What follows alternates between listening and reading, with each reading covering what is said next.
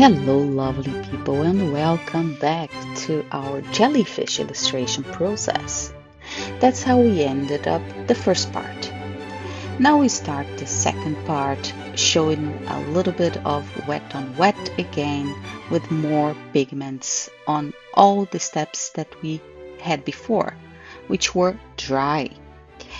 You could see on the last video how we spread the pigments on the wet parts.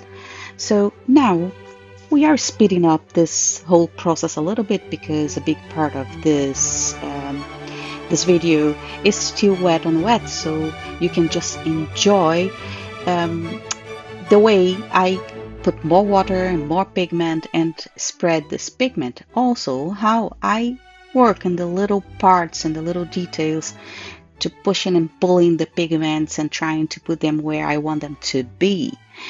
This is very easy. You just have to pay attention to how much water you are using or how much pigment. And while this is still wet, you can very well push and pull the pigments and spread them around so that they merge or create those beautiful watercolor stains. Enjoy it.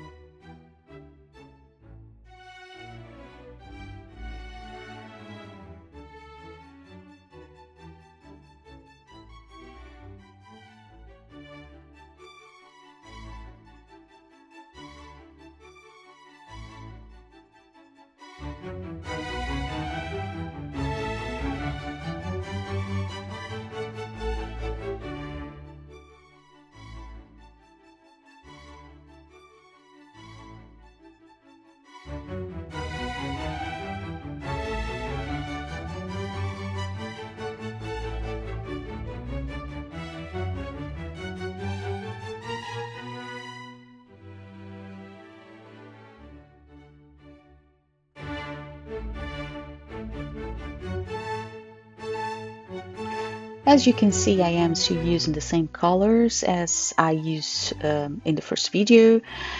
Not all of them, of course, but mostly the blues, so that we can create a depth in this ocean. And also, through the different blues and more water and less water, I create this dynamic way of the sea, you know? And you can get very beautiful gradients in that. Now we are going to talk about further colors and some metallic touch that can bring that almost ghost-ish sensation to the jellyfish itself, because the jellyfish in this case is translucent, but at the same time it reflects beautiful colors in itself from the light that comes from out of the ocean into the ocean, so it reflects this metallic too. Let's get a little bit closer, and then you can see I have there on the side some little metallic ones, some very simple metallic ones, and then I have more on the left side, I have the Derwent sets of metallic watercolors, and I have the graphitine set, which is graphite with color.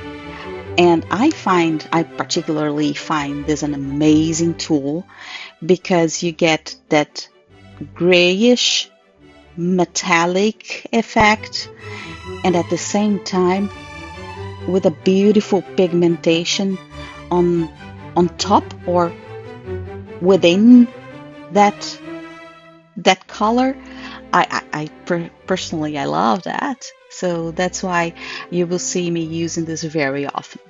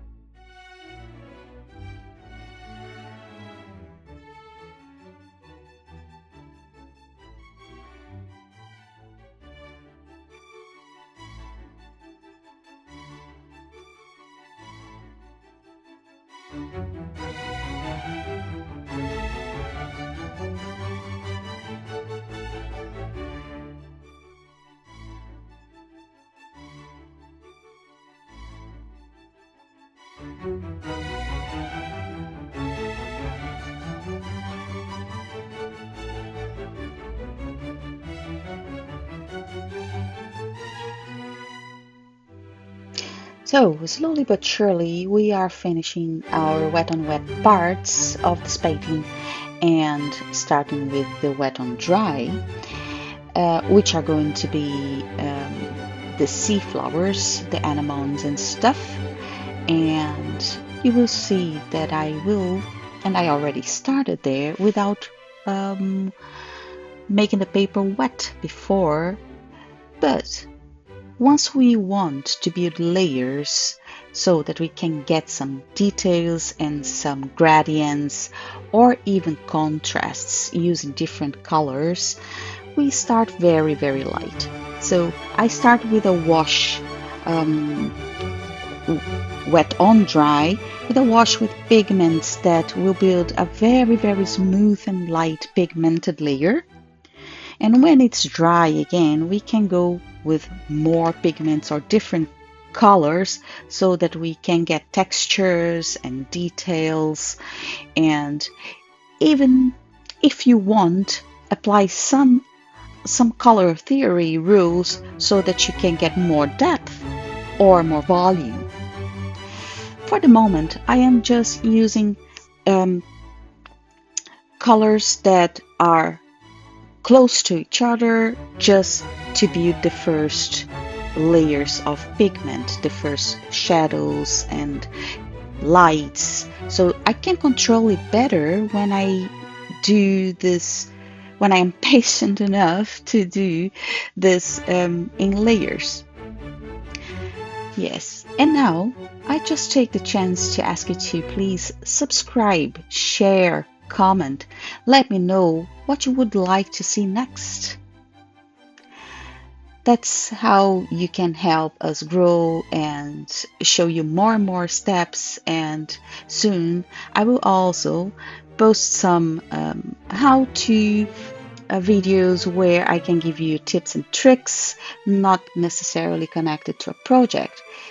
Yet, I also like to show how the process works, because it's very nice to see how it all starts from a blank page to something colorful, bright, full-bodied. So thank you for watching and stay with us. Also, you can visit us on Instagram to see the full result when it's done, because I will post some pictures on there, and visit our website triangle.ie to see the courses that I offer, to see the products, and to get some tips in general, because I am always posting um, a kind of a blog, where I talk about journaling, art journaling, about processes, about creative processes, and a lot of other things. It's going to be nice to see you there.